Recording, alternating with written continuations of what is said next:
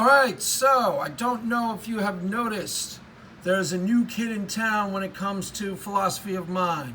Johnny come lately, the new kid in town. His name is Anil Seth.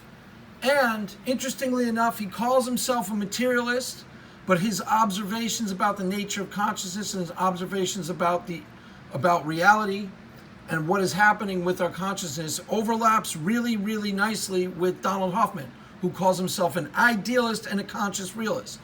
I agree with all of the observations made by Anil Seth, and he basically proves the stuff that he starts telling you about the nature of reality in his lecture.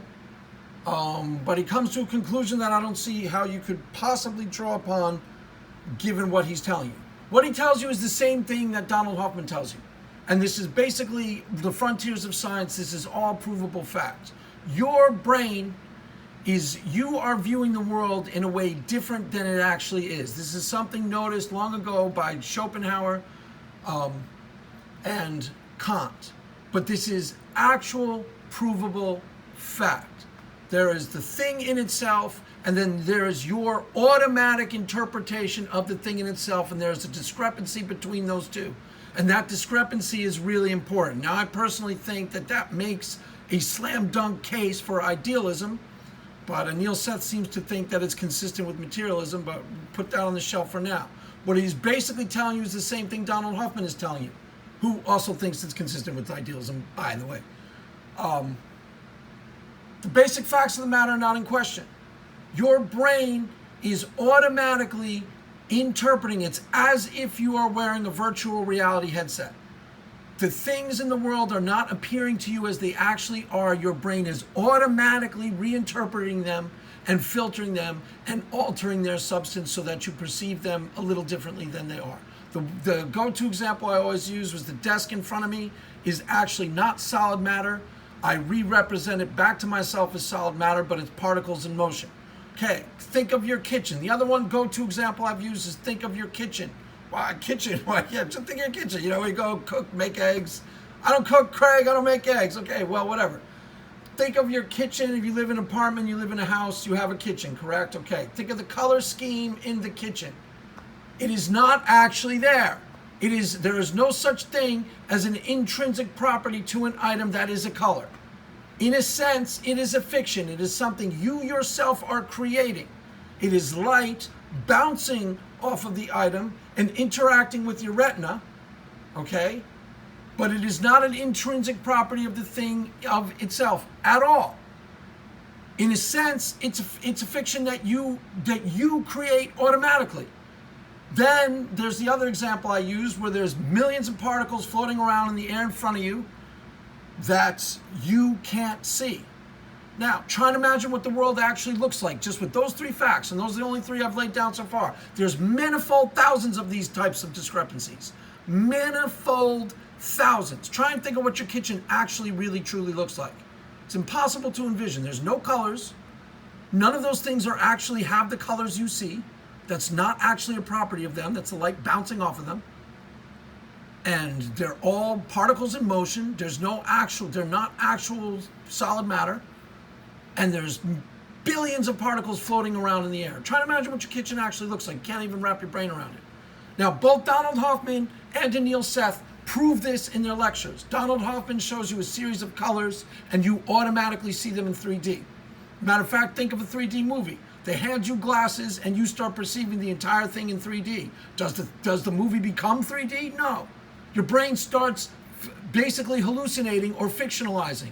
As Anil Seth says it, your brain automatically, now this is just fact, guys, automatically makes guesses about what you are going to see and finesses the difference.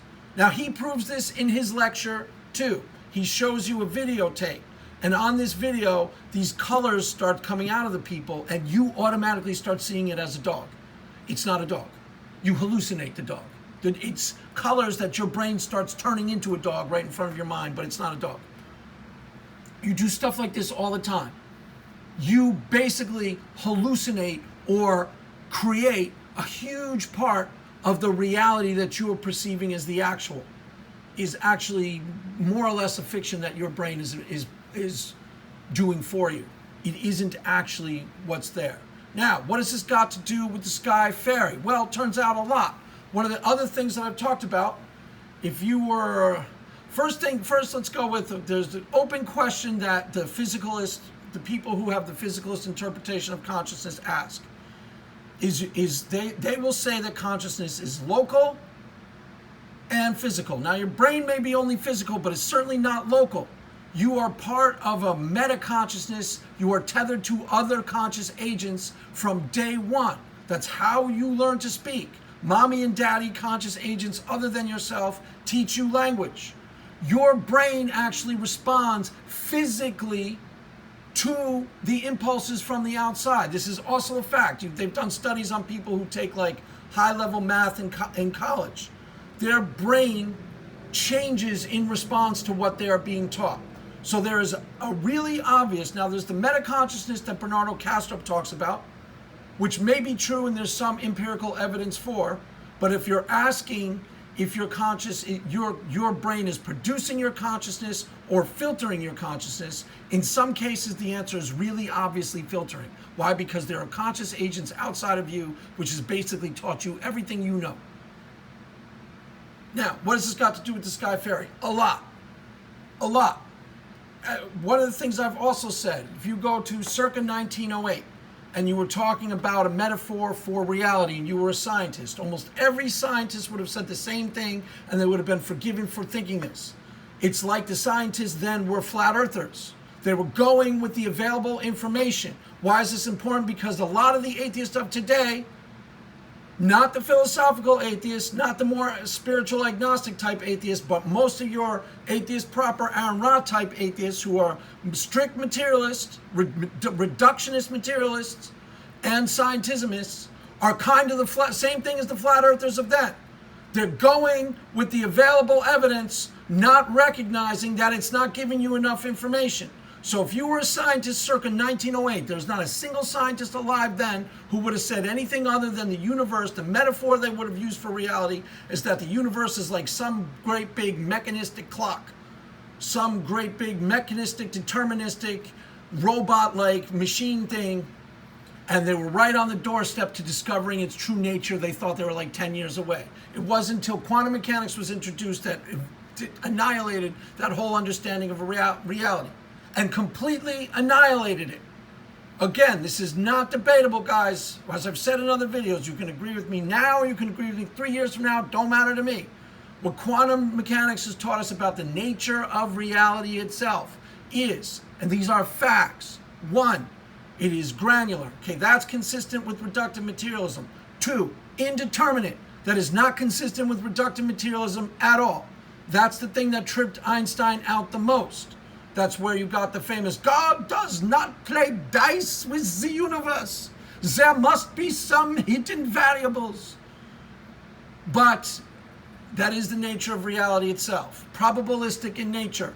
Prior to measurement, the real material world exists as a wave of probability.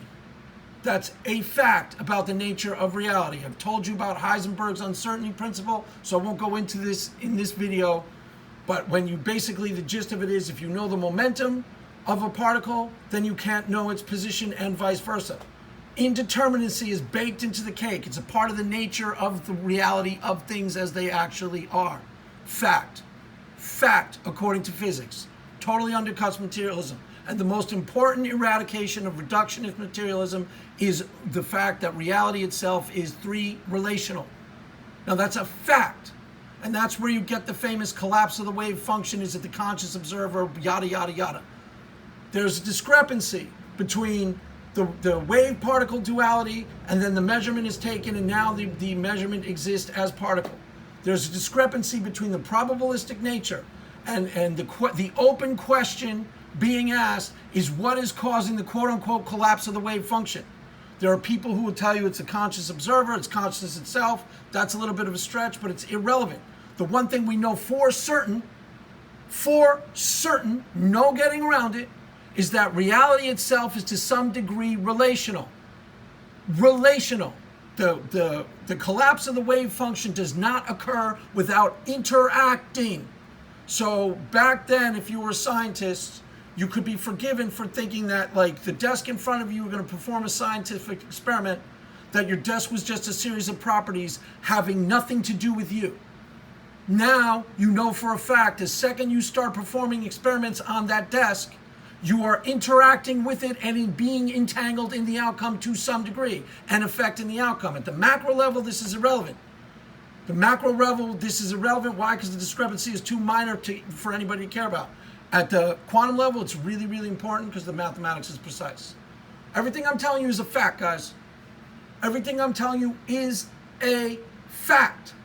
Now, how does this get to your sky fairy, Craig? We understand the facts about quantum mechanics. We've been saying this for a while. How does this get us to your sky fairy? Okay, one of the things that atheists will tell you, and it's the things they say time and time again, they can't all be right, but they can all be wrong. Well, what if they are all saying the exact same thing? Every single solitary religion under the sun is to one degree or another saying the exact same thing. There is an invisible, immaterial, unseen world that undergirds and interacts with the known material world. End of discussion. All religions say that. All religions agree on that. All religions. They either think it's some form of an energy, like a Tao or a Brahman, or they think it's an actual being, like an Allah or a Jesus Christ. But all religions agree on the essential nature of reality, and that is this. There is an unseen, invisible, immaterial world that undergirds and interacts with the known material world. All religions agree on that. And here's the problem for an atheist. That's a fact. It's a total fact. The only open question is whether there's energy, E equals mc squared. That's the most famous equation in all physics. Energy acts on stuff. There is matter, and then there's the phenomena of matter. I didn't appeal to any supernatural agency whatsoever. That's just a fact.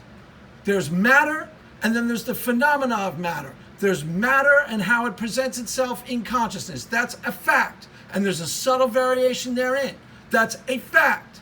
Science has taught us that. How does that get us to the sky fairy? Because you only got two possible options. And I don't care which you choose. If you're a philosophical atheist, as the people I mentioned, or spiritual agnostic type who just doesn't believe in God, you know, those guys are more like me than they are like Aaron Ra. They're more of my house than they're Aaron Ra. I swear to God they are. They're a lot more like me than Aaron Ra. But you only got two things to appeal to. Either the totality of being or a being. Don't care which one you choose. One would be a personal God, sure. The other would be the totality of being, force and or forces that interact with reality. All religions say that. All religions say that. They just have differences of what it is. It's either a being, multiplicity of beings, polytheism, or energy like a Brahman or a Tao. But they all basically say the same thing. There's an unseen, immaterial, invisible world that undergirds and interacts with the known material world. Why is that important? Because that's an actual fact according to the physics. It's an actual fact. It's an actual fact according to the physics. The new metaphor for reality, okay, the old metaphor would have been a clock or a machine or a deterministic, mechanistic machine. That's signed circa 1908. The new metaphor for reality would be something like a great big interactive, entangled, web-like thingy-mabob. Yeah, it's a little clumsy. That's a little clumsy, Craig. Yeah, I understand. That's a little clumsy of a metaphor. But that would be the new metaphor for reality. And there's no getting around it. Another way of saying that would be God. A God. Again, that's not the personal God of the Bible, Greg. That's not the God that gets mad at me for touching my wiener. Okay, calm down. Calm down. That's different from the Hindu God. It's different from the... Okay, calm down. Deep breaths. Deep breaths. Deep breaths. Deep breaths. Again, there is an invisible, immaterial, unseen world that interacts and undergirds with the known material world. That's a fact according to the physics. Every single solitary religion says that. The only open question is what is the nature of that presence or essence. That's it. That's the only open question. Now, as far as metaconsciousness goes, that's a provable fact. We are part and parcel of metaconsciousness right now. Consciousness itself is the ontological primitive. There's no other starting point that makes any sense. Think of your science experiment, okay? If you're Mr. I'm super gay for science. How do you perform a science experiment outside of consciousness? Really think about that. Can you do it? No.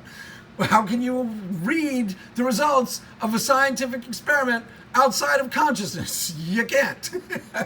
How can you do anything at all? How can you know anything about anything? How can you perceive anything about anything outside of consciousness? You can't. Consciousness itself is the ontological primitive. There's no other starting point that makes any sense. The idea that materialism, that there's a set of properties over there, and that if we understand everything about that, we'll understand the nature of reality, breaks down at the quantum level. Why? Because we are affecting that series of properties when we interact with it automatically. And it doesn't matter if you think it's consciousness that's affected, it doesn't matter what you think it is. People will say, it's not consciousness that causes the collapse of wave function, Craig, it's a measuring device. Okay, fine. Except that doesn't help you. Why? Because measuring devices don't automatically appear in nature to measure things. They are put there by what? By conscious agents. You cannot disentangle the conscious agent from perceiving reality. You can't disentangle yourself from the scientific experiment. At the macro level, this is irrelevant, just like the Heisenberg uncertainty principle exists at the macro level, but it's irrelevant. If I know the position of the car, I can't tell you the exact momentum. Okay, it's not that important. Why? Because is the car going 60 miles an hour or 60 miles 100 seconds and 3 milliseconds an hour? Who cares? At the micro quantum level, it's extraordinarily important. Why? Because the mathematics is really precise. And what has caused what they call the famous measurement problem is that you cannot disentangle the conscious agent from the experiment. Even if you only think of the conscious agent as a set of properties, which is relational quantum mechanics in a nutshell. Relational quantum mechanics wants to think of me, your humble apologist, as nothing more than a set of properties. I know it's sad, Craig, you're a great person, you have all these thoughts, I understand. But the relational quantum mechanics wants to see me as nothing more than a set of properties. I am still a set of properties that interacts with the measure, takes the measurement, interacts with the quantum system, and thus causes the collapse of the wave function. So it doesn't matter. You still have the relational aspect, which is part and parcel of the nature of reality itself. A great big entangled web-like thingamabob. That's the real metaphor for reality. But how is that your personal God, Craig? Because, think of it this way. Okay, it's not quite your personal God the way you may have learned it in church. It's not the God that's mad at you all the time for touching your wiener. I mean, you should probably stop doing it, but whatever. But it is exactly what every religion, all spiritual experiences, they coincide with each other. There's overlapping diagnostic criteria for them, and they transcend cultures. Okay, and they all have certain diagnostic criteria wherein they are the exact same thing. Someone goes off into a forest, has a completely subjective internal experience. Okay? Those experiences have diagnostic criteria that overlap with other experiences. The only way that a person can interpret whatever that thing was that they encountered, let's just say it was they were tripping out on their brain chemistry, or they actually encountered the living God. Doesn't matter to me which one you choose. Again, you got two options, either a being or the totality of being. I don't care which one you choose. Either way, we're still talking about the same thing. And either way, the insights of religion still very much apply. No, not the negative. But what about the genocide? No, not the negative insights of the Old Testament. Genocide of the Bible and slavery. Genocide and slavery. What about the genocide and slavery? You're saying you want me to own slaves. Jesus killed babies, Craig. What about that part? Now you understand what I'm talking about when I say that there's a certain type of Dumbo atheist? Okay, those comments may sound like, exaggerated. Those comments may sound like I'm quote-unquote straw-hatting people in the atheist community. I'm not. Go read the comments. I'm not. They pull that crap on the philosophical atheists too. I swear to God they do. And I swear to God the comments are that inane. And the only way this ends is, as I've said 1,000 times over, in favor of the philosophical atheists. Why? Because the Aaron Ra, first of all, the most obvious fact about Aaron Ra is really obvious, okay? He's not a rational actor at all. He's not even close. He's a foaming at the mouth, rabid, anti-Christian ideologue. And a huge chunk of the atheist community is the exact same thing. Now, again, I don't care if you believe in a personal God at all. Never have, never will. Don't even know who's listening to my videos. But you only have two things that you can appeal to: the totality of being or a being. Either way, energy, forces, force and or forces are interacting with material. There is stuff in the phenomenon of stuff either way. Consciousness itself is the ontological primitive either way. There is a transcendent other involved. The only open question is whether it is other than human, but it's certainly other than you. So, the example I use, let's say you go to, what was the painting I was talking about? Say you go to the basement of the Louvre, right? You look at Monet's Water Lilies. The most powerful aesthetic experience I ever had in my life was in the basement of the Louvre. You understand that that's a real place, actually exists in space and time, right? So I'm looking at a painting. The painting was put there in consciousness by someone, in a sense, what I'm looking at is transcendent other expressed right in front of me. Why? Because it was put there 200 years ago by somebody other than me. In a sense, it's as if Monet poured out his heart and his soul onto that canvas, and then I am there experiencing, and if your heart is open to it, you have a really powerful aesthetic experience. Everybody understands this, correct? Okay, the powerful aesthetic experience that you have is to some degree you are communing right then and there with transcendent other than you. Somebody other than yourself poured their heart and soul into that canvas, and you are communing with his thoughts, his feelings, his expression, right? You get that, right? You have a powerful aesthetic experience. The aesthetic experience and the religious experience are part and parcel of the same thing. They come from the same place. They are sourced to the same brain chemistry. They are the exact same thing. They are the exact same thing. The only new ingredient that I have added, and it's basically a provable fact, so you can agree with me now, you can agree with me 3 years from now, 5 years from now, is that you can take that brain chemical response, purify it, amplify it, and have it consistently in your life all the time. It's called a spiritual experience. Even if you're an atheist, you understand that that's a spiritual experience. You wouldn't say, I'm not appealing to anything supernatural, right? You get that, right? I didn't say that, God created the painting. If there is a God, obviously God spoke through that guy. But there's a purely, just dealing with the most simple, what is actually there. Still metaconsciousness. Why? That's a consciousness outside of myself. Okay, I am looking at something transcendent in nature. Why? It's as if he was painting it right there in front of me, but he painted 200 years earlier, so it's transcendent other. And the only new ingredient I've added, you have a spiritual experience or an aesthetic experience, whatever you want to call it, I don't care. You still understand that you're having a visceral emotional response to the canvas, right? And you are communing with what you see to some degree. You get that, right?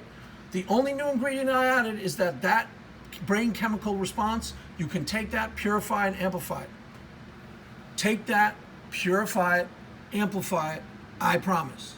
And there are some churches in the United States of America that make a practice of teaching people how to do that. Not very many, and they're not very good at it. If they were good at it, nobody would deconvert. Why? Because when you practice that ritual, consistently and constantly amplifying that experience, you get much, much, much better at it, and it becomes 100 times more vivid and real to you. The only thing I'm telling you is I teach anybody listening to me how to do that, how to take that local small experience and amplify it to 100 so that it's really powerful, really real to you. Almost everybody listening to me will come to start believing that is God. That's the only thing I'm saying. Now, why did I go into quantum mechanics? Because all religions are talking about the same thing. Whether that is a personal being or the totality of being is irrelevant. Whether it's a consciousness outside of myself or the meta-consciousness is just me tethered to other human beings, irrelevant. The only people who get all tripped up about that are the 30% debate me bro atheists. Why? Because they always want to throw down, and they always want to throw down in ignorance. That's why.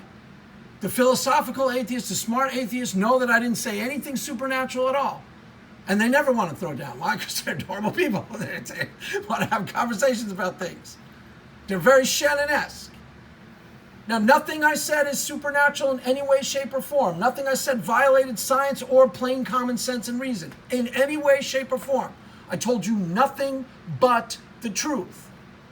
The only thing I added is that if you start practicing those type of ritualized connections to the ineffable, and you start practicing all the time, you will start to believe that that is God. Why? Because that's what it really, honest to God, starts to feel like.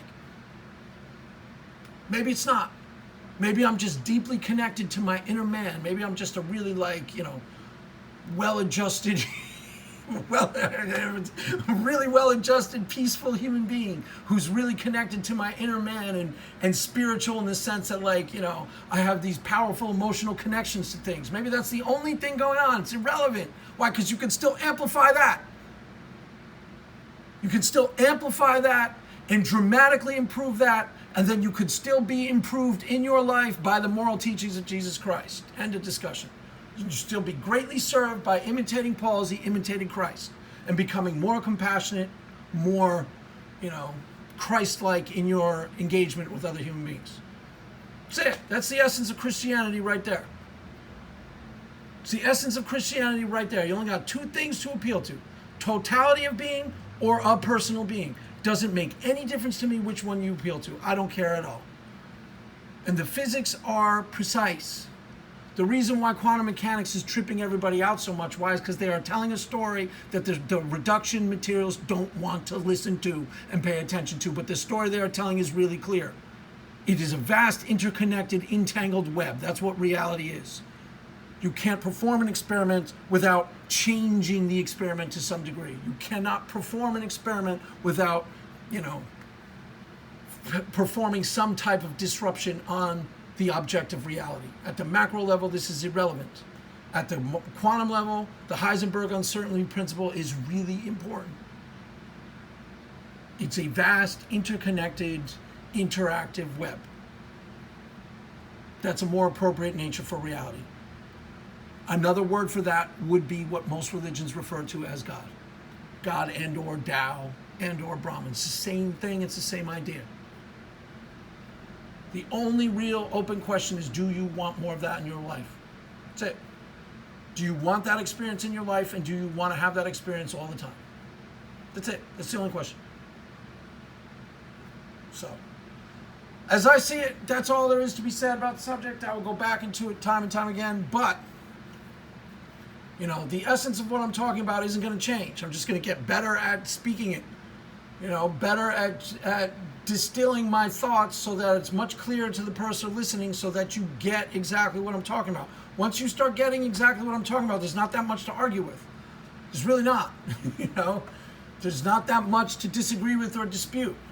Most of what the common form of atheism out there is not atheism at all per se. It's anti-Christian propaganda and anti-Christian, that's all they're doing. It's all they're doing. It's nothing to do with science, nothing to do with the nature of reality, nothing to do with genuine exploration of anything.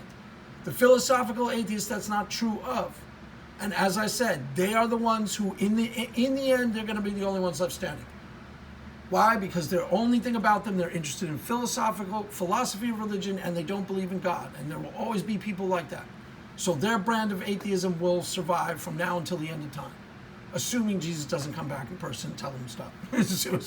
Assuming that Jesus doesn't come back in person and say, stop being an atheist. Other than that, everything I told you guys is the truth. It's the truth. It's consistent with reality.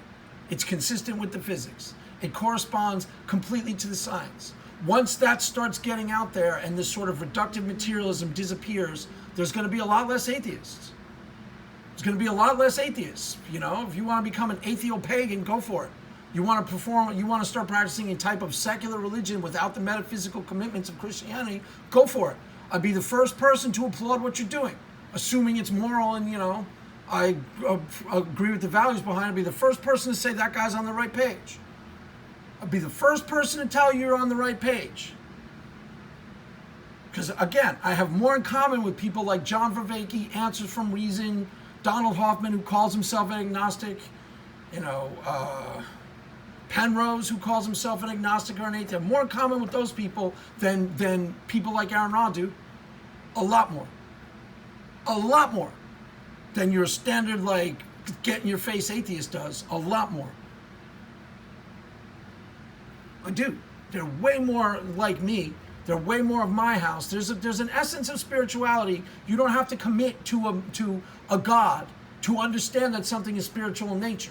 When you go look at a painting, you're having an emotional response to something. That's a spiritual response. No, I'm not appealing to a deity or a being or something that isn't there. I'm just appealing to what actually is there. The transcendent other in that particular situation is Monet, isn't there, but you knew he was there, and he's transcendent because he's not present in the room, but he poured his heart and soul onto that canvas, and you are, in a sense, communing and participating with some essence of his spirit, something that he wanted to communicate to you. Transcendent other. There's nothing I said that's all that spooky or mysterious or hard to wrap your brain around at all. There's no reason even to be arguing it. So, there you have it, kids. That is all for now. I'll go into this time and time again, and I think a lot of people are going to agree with me. I really do. Why? Because I'm not saying anything that's all that hard to understand or agree with. So, there you have it, kids. That is all for now. Mass is ended. Go in peace. Amen.